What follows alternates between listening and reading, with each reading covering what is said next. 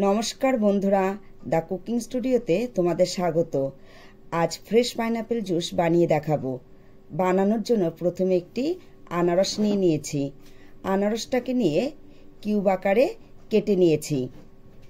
Cube আকারে কাটার পর মিক্সিতে দিয়ে বিট লবণ হাফ চামচ, অর্ধেক লেবুর রস, কয়েক টুকরো বরফ দিয়ে মিক্সি করে নিলাম। এরপর স্ট্রেনার দিয়ে ছেঁকে বানিয়ে ফেললাম পাইনাপেল জুস।